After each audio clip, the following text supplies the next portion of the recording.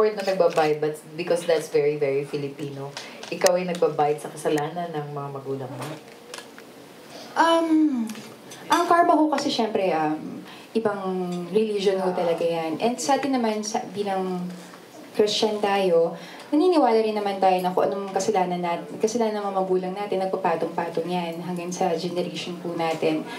Pero, sa akin kasi, ang akin lang naman po, paniniwala ko, pantay naman ho ang Diyos, hindi naman niya siguro ipapasa sa iyo kung kasalanan ng iba.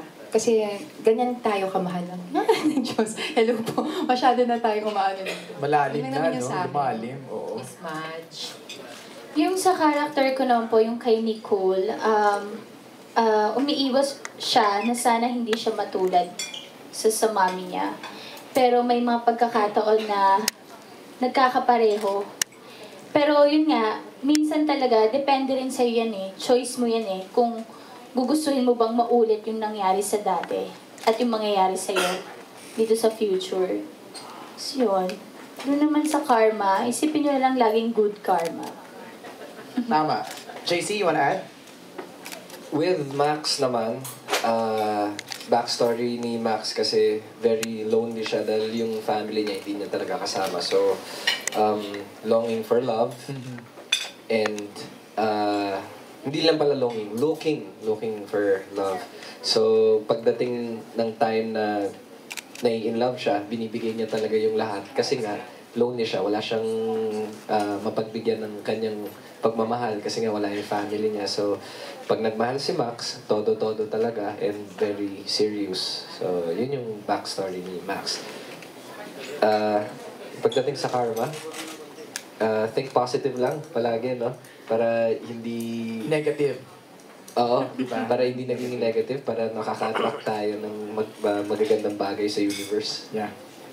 Mami Jo. Thank you. Thank you. Before we go to Flowell's next question, anong pangalan ng character ni Echo? Adrian. Revilla. Si Adrian ba nag 3-month rule?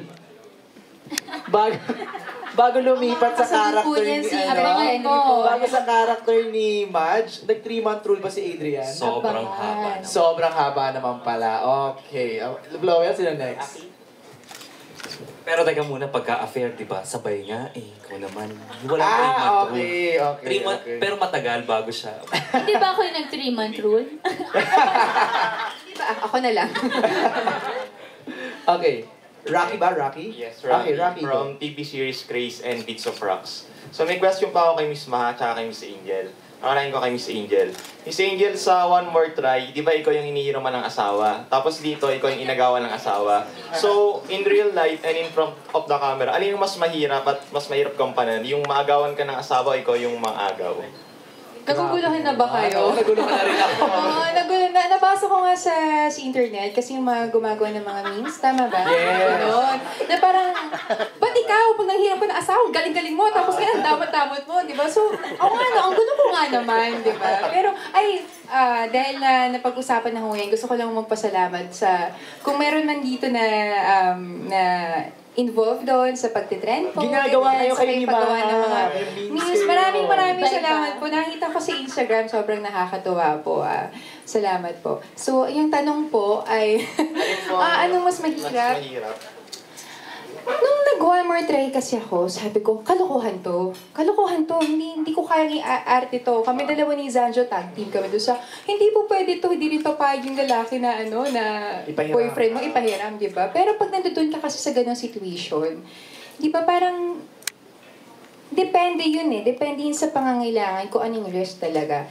Dito naman sa legal wife, bilang ako ang legal na asawa, sa akin lang ang asawa ko. Mahal ko tong tao at pag na-realize ko naman na kaya kong tanggapin lahat ng pagkakasala niya, pagkakasala ko, at kalimutan lahat ng yun.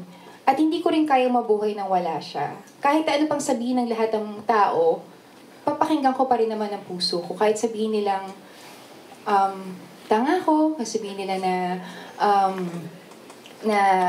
nagpapakamartir ka. Pero at the end of the day, kasi ikaw ikaw makikisama dun sa taong ganyan. Saka, ang pagmamahal talaga kailangan ipaglaban, di ba? So, Okay. serious ba?